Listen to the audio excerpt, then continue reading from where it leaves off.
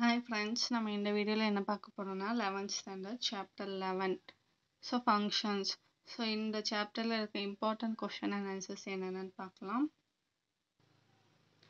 Section B ல பார்த்தீங்கன்னா second one, third one and fourth one important question. Section C ல வந்து first one, second one and third one வந்து important question. Next section D ல வந்து first one and fourth one வந்து important question.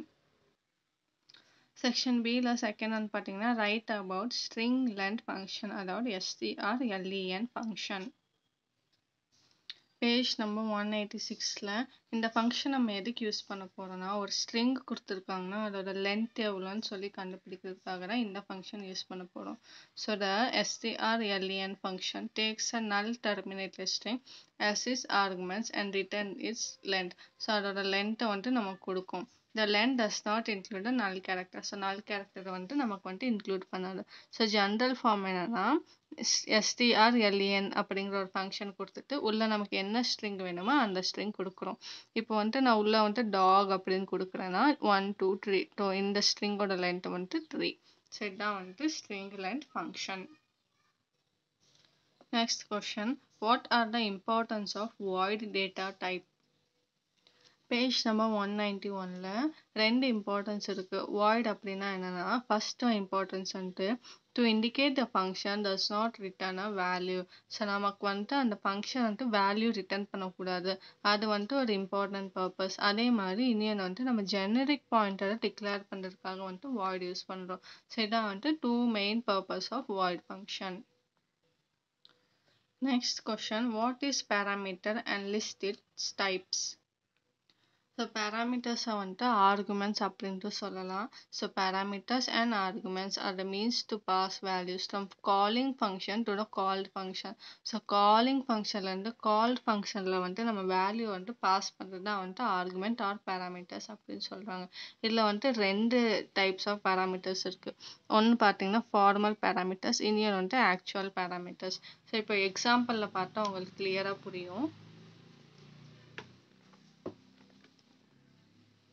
So இப்போ வந்து மேலே வந்து நம்ம டிக்ளேர் பண்ணுறோம். ஸோ அது வந்து ஃபார்மல் பேராமீட்டர். அதே வந்துட்டு அந்த ஃபார்மல் பேராமீட்டருக்கு வந்துட்டு நம்ம ஒரு வேல்யூ கொடுக்குறோம். அது வந்துட்டு ஆக்சுவல் பேராமீட்டர். ஸோ இப்போ டெஃபினேஷனில் பார்க்கலாம்.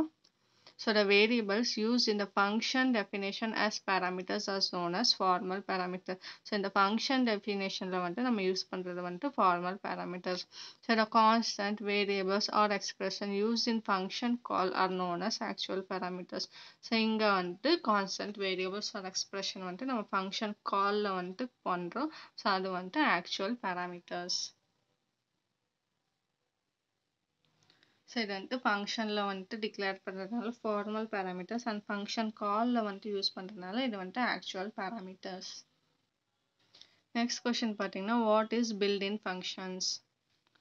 So page number 181ல C++ provides a rich collection of functions ready to be used for various tasks. So நிறைய functions வந்து C++ வந்து நமக்கு provide பண்ணும். So the tasks to be performed by each of these are already written, debugged and compiled. Their definition alone are grouped and stored in files are known as header files. So நம்ம வந்து task வந்து perform பண்ணுறதுக்கு முன்னாடியே வந்து already write ஆகிருக்கும், debug ஆகிருக்கும் and compile ஆகிருக்கும். அது வந்துட்டு ஒரு ஹெட்டர் ஃபைல்ஸில் வந்து ஸ்டோர் ஆகிருக்கும். So such ready to use sub programs are known as predefined functions or built in functions.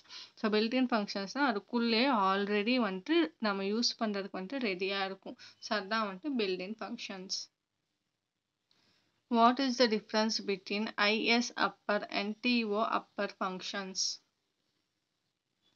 Page number 185ல பார்த்தீங்கன்னா ஐஎஸ் அப்பர் எதுக்கு யூஸ் பண்ண போகிறோம்னா அந்த ஃபங்க்ஷன் வந்துட்டு ஒரு கேரக்டர் வந்துட்டு அப்பர் கேஸாக இருக்கா அப்படின்னு சொல்கிறதுக்காக பார்க்குறது தான் வந்துட்டு ஐஎஸ் அப்பர் ஃபங்க்ஷன்.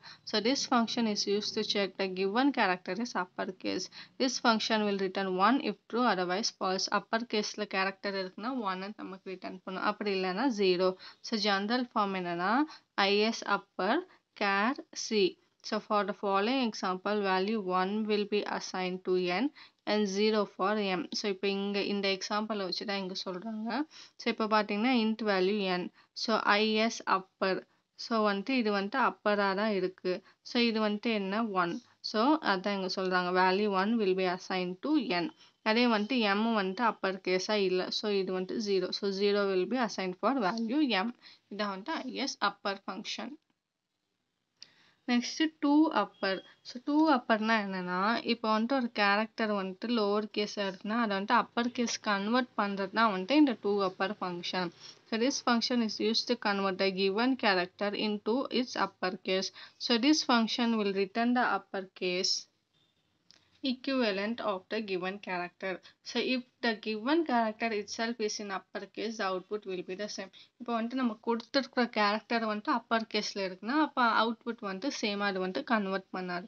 ஸோ இதுக்கான ஜென்ரல் ஃபார்ம் என்னன்னா கேட் 2 அப்பர் உள்ள வந்துட்டு கேரக்டர் சி. ஸோ இப்போ இங்கே பார்த்தீங்கன்னா character C is equal to 2 upper. இது வந்துட்டு கே வந்துட்டு ஸ்மாலில் இருக்குது. ஸோ நமக்கு வந்துட்டு கொடுக்கும்போது என்ன கொடுக்கணும்னா கேப்ஸை கொடுக்கும். So the following assignment will assign the character constant k to the variable c. So இந்த ஃபங்க்ஷன் கொடுத்தனால நமக்கு வந்துட்டு அப்பர் கேஸில் வந்துட்டு கொடுக்கும். பட் இங்கே பார்த்தீங்கன்னா இது வந்துட்டு அப்பர் கேஸ்லேயே இருக்குது. ஸோ நமக்கு வந்துட்டு அவுட்புட்டில் எந்த சேஞ்சுமே இல்லை, எப்படி இருக்கும் அப்படியே நம்ம கொடுத்துரும். But the output of the statement given below will be b itself. So b வந்துட்டு b itself. ஸோ இதான் வந்துட்டு is upper and 2 upper ஃபங்க்ஷனுக்கான டிஃப்ரென்சியேஷன். நெக்ஸ்ட் கொஸ்டின் பார்த்தீங்கன்னா third one, right about strcmp function. இதுக்கு ஆன்சர் பார்த்தீங்கன்னா page number 187 இருக்குது. So இது என்ன ஃபங்க்ஷன் அப்படின்னு பார்த்தீங்கன்னா ஸ்ட்ரிங் கம்பேரிசன் ஃபங்க்ஷன். அதுதான் வந்துட்டு strcmp அப்படின்னு கொடுத்துருக்காங்க. இப்போ வந்துட்டு இந்த ஃபங்க்ஷனை வந்துட்டு 2 ஆர்குமெண்ட்ஸ் எடுத்துக்கிட்டு string 1 and string 2 அது ரெண்டுமே வந்துட்டு கம்பேர் பண்ணுது. string 1ஐயும் string 2ஐயும் கம்பேர் பண்ணுது.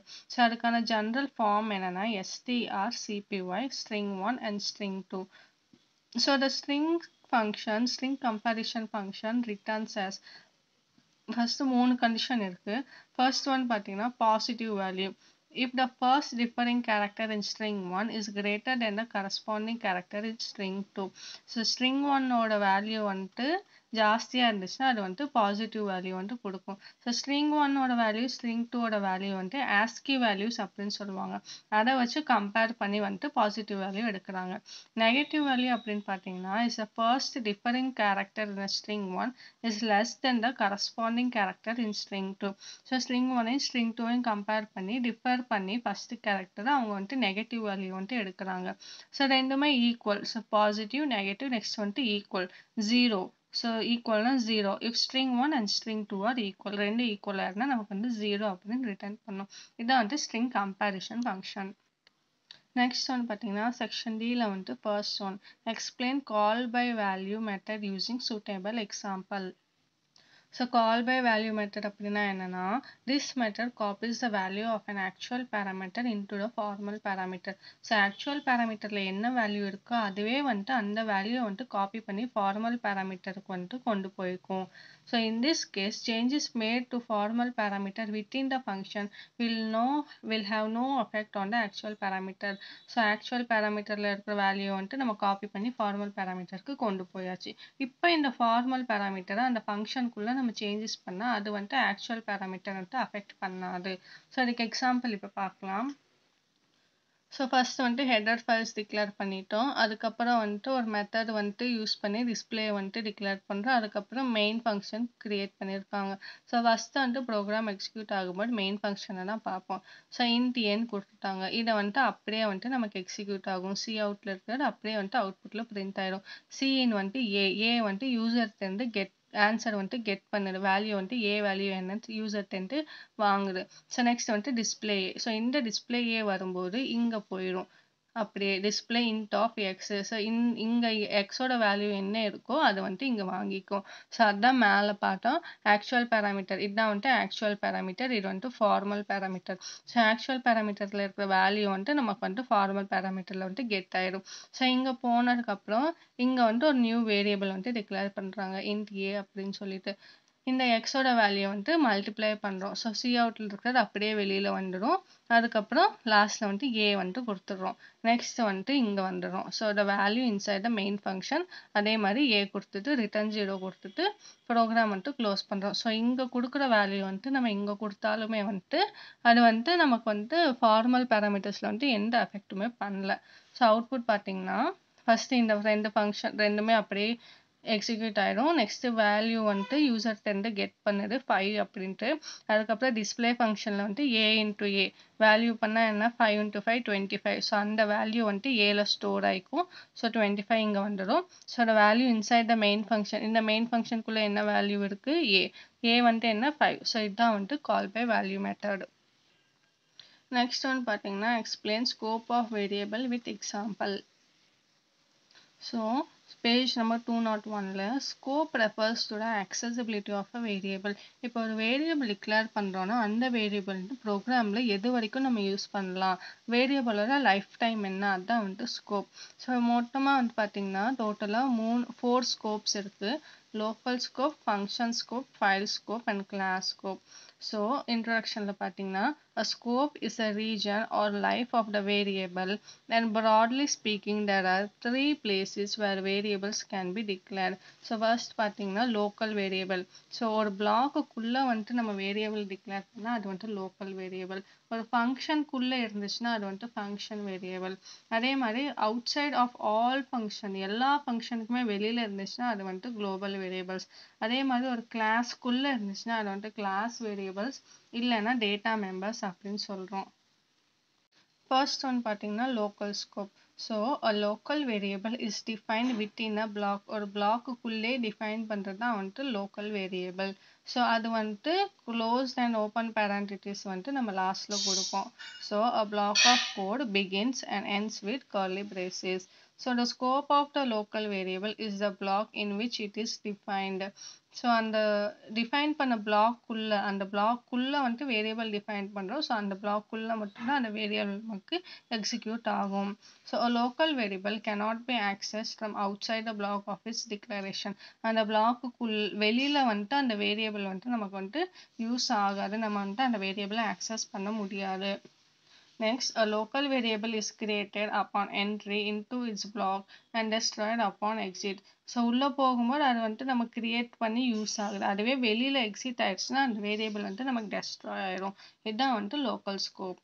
நெக்ஸ்ட் ஃபங்க்ஷன் ஸ்கோப் அப்படின்னா என்னன்னா the scope of the variable declared within a function is extended to the function block and all the subblocks therein. So ஒரு ஃபங்க்ஷனுக்குள்ளே நிறைய சப்ளாக்ஸ் இருக்கும் பார்த்தீங்களா. ஸோ ஒரு ஃபங்க்ஷனில் அந்த வேரியபிள் டிக்ளேர் பண்ணிட்டோம்னா அந்த ஃபங்க்ஷன் முடிகிற வரைக்கும் என்னென்ன சப்ளாக்ஸ் எல்லாம் இருக்கும் அதுக்கு எல்லாமே வந்துட்டு அந்த வேரியபிள் வந்துட்டு நம்ம யூஸ் பண்ணிக்கலாம்.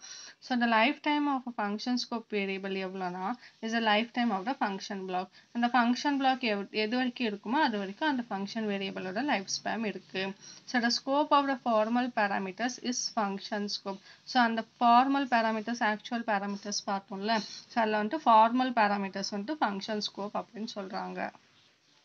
நெக்ஸ்ட் பார்த்தீங்கன்னா file scope. So a variable declared above all blocks and function including main has the scope of a file. So வந்துட்டு நம்ம எல்லா பிளாக்ஸ் அண்ட் ஃபங்க்ஷன் டிக்ளேர் பண்ணுறதுக்கு முன்னாடி ஈவன் மெயின் ஃபங்க்ஷன் டிக்ளேர் பண்ணுறதுக்கு முன்னாடி நம்ம அந்த ஃபைல் ஸ்கோப்பை வந்துட்டு டிக்ளேர் பண்ணிடுவோம். ஸோ அந்த lifetime of file scope எவ்வளோ இருக்கும் பார்த்தீங்கன்னா அந்த ப்ரோக்ராம் முடிகிற வரைக்கும் நம்ம வந்துட்டு அந்த ஃபைல் ஸ்கோப் வந்துட்டு யூஸ் பண்ணிக்கலாம். ஸோ இந்த ஃபைல் ஸ்கோப் வேரியபிளை வந்துட்டு நம்ம குளோபல் வேரியபிள் அப்படின்ட்டு சொல்கிறாங்க. ஸோ இதுக்கு இப்போ கீழே எக்ஸாம்பிள் பார்த்தீங்கன்னா இங்கே பாருங்க, மெயின் ஃபங்க்ஷனுக்கு முன்னாடியே எல்லா பிளாக் ஃபங்க்ஷனுக்கு முன்னாடி இந்த ஃபைல் வந்துட்டு இங்கே டிக்ளேர் பண்ணிட்டாங்க. ஸோ இது வந்துட்டு ஃபைல் ஸ்கோப் வேரியபிள். நெக்ஸ்ட் வந்துட்டு பார்த்தீங்கன்னா இது ஒரு ஃபங்க்ஷன் ஆடுங்கிற ஒரு ஃபங்க்ஷன், அந்த ஃபங்க்ஷனுக்குள்ளே வந்துட்டு டிக்ளேர் பண்ணியிருக்காங்க இந்த எம்ங்கிற வேரியபிள். ஸோ அதை வந்துட்டு என்ன சொல்லுவாங்கன்னா function scope variable. Next question பார்த்தீங்கன்னா லோக்கல் வேரியபிள். ஸோ இங்கே இந்த டீங்கிற வேரியபிள் வந்துட்டு இந்த பிளாக்ஸ் இந்த கர்லி பிராக்கெட்ஸ்க்குள்ளே மட்டும்தான் நம்ம வந்துட்டு ஆக்சஸ் பண்ண முடியும். ஸோ அது வந்துட்டு லோக்கல் வேரியபிள். ஸோ இந்த எக்ஸாம்பிள் எல்லாம் எழுதணும். அண்ட் லாஸ்ட் ஒன் பார்த்தீங்கன்னா கிளாஸ் ஸ்கோப்பு. ஸோ இப்போ இங்கே பார்த்தீங்கன்னா இந்த கிளாஸுங்கிற ஒரு கிளாஸ் ஓப்பன் பண்ணி ஸ்டூடெண்ட்டுன்ட்டு ஒரு ஆப்ஜெக்ட் கிரியேட் பண்ணியிருக்காங்க. ஸோ இதுக்குள்ளே இருக்கிறது மார்க் 1 மார்க் 2 அண்ட் டோட்டல் இது எல்லாமே வந்துட்டு டேட்டா வேரியபிள்ஸ் அப்படின்னு சொல்கிறோம். இது வந்துட்டு இந்த கிளாஸுங்கிற ஒரு வித்தின் த கிளாஸ் ஸ்டூடெண்ட் இந்த இதுக்குள்ளே மட்டும்தான் நம்ம வந்துட்டு இந்த மார்க் 1 மார்க் 2 டோட்டல் வந்துட்டு ஆக்சஸ் பண்ணிக்க முடியும். So a class is a new way of creating and implementing a user defined data type. So class provide a method for packing together data of different types. Different types of டேட்டாவை pack பண்ணுறதுக்கு டுகெதராக back பண்ணி use பண்ணிக்கிறத வந்து class வந்துட்டு provide பண்ணும். So data மெம்பர்ஸ்னால் என்னென்னா அந்த data variables that represents the features or properties of a class. So இது எல்லாமே வந்துட்டு கிளாஸோட ப்ராப்பர்ட்டிஸ். ஸோ அதனால அதை வந்துட்டு டேட்டா மெம்பர்ஸ் அப்படின்னு சொல்கிறோம். Data members are data variables. So the class student contains, so in the class student வந்து என்ன contain பண்ணுது, mark 1, mark 2 and total and வந்துட்டு data variables. So its scope is within the class student only. இந்த class student குள்ள மட்டும்தான் நம்ம வந்துட்டு இதை வந்துட்டு யூஸ் பண்ணிக்க முடியும். இதெல்லாமே வந்துட்டு பார்த்தீங்கன்னா scope of the variables. Thank you.